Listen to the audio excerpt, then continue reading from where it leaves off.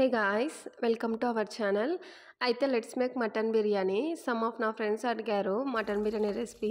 వాళ్ళ కోసమనే పోస్ట్ చేస్తున్నా. నేను కుకింగ్లో ప్రో ఏం కాదు, పర్లేదు బాగానే చేస్తాను. టేస్ట్ అయితే వేరే లెవెల్, అసలు చాలా బాగుంటుంది.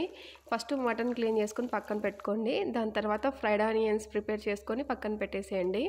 ఇప్పుడు మనకు కావాల్సిన ఇంగ్రీడియంట్స్ వచ్చేసి salt, mutton masala, garam masala, biryani masala, chilli powder, పచ్చిమిరపకాయలు, అల్లం వెల్లుల్లి పేస్ట్, టమోటాస్, ఫ్రైడ్ ఆనియన్స్, గీ, అది హోల్ బిర్యానీ ఇంగ్రీడియంట్స్ ఉంటాయి కదా అవి.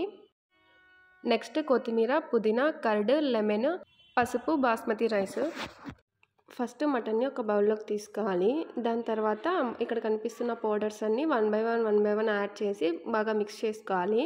దాని తర్వాత పచ్చిమిరపకాయలు, అల్లం వెల్లుల్లి పేస్ట్, టమోటాస్, ఇవన్నీ కొత్తిమీర, పుదీనా, ఫ్రైడ్ ఆనియన్స్ వేసుకొని బాగా మిక్స్ చేసుకోవాలి, మసాలా మొత్తం ముక్కలకి పట్టేలాగా.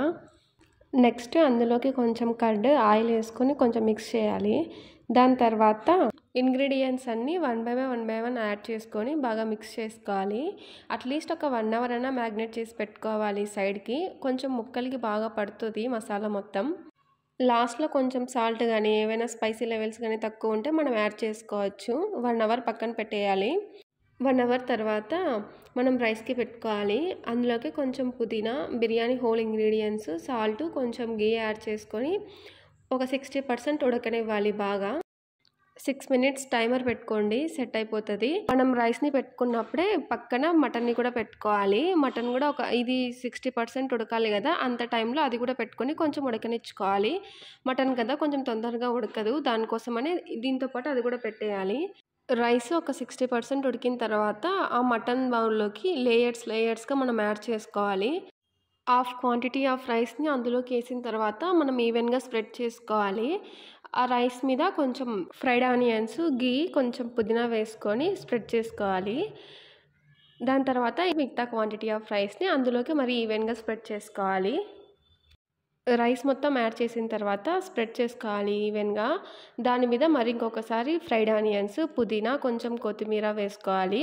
ఫుడ్ కలర్ కూడా వేస్తారు, కానీ నేను ఫుడ్ కలర్ యూస్ చేయను.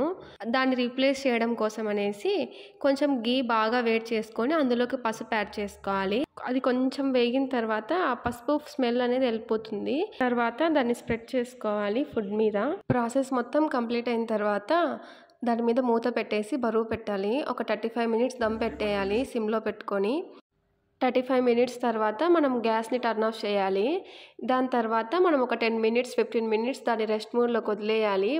అంతే, మన perfect mutton biryani ready. Pieces అయితే చాలా సాఫ్ట్గా ఉడికినాయి, చాలా అంటే చాలా బాగుంది. స్మెల్ అయితే చాలా టెంప్టింగ్ అనిపిస్తుంది. ఇంకా సర్వ్ చేసుకొని తినేయడమే. Thanks for watching guys. See you in the next video.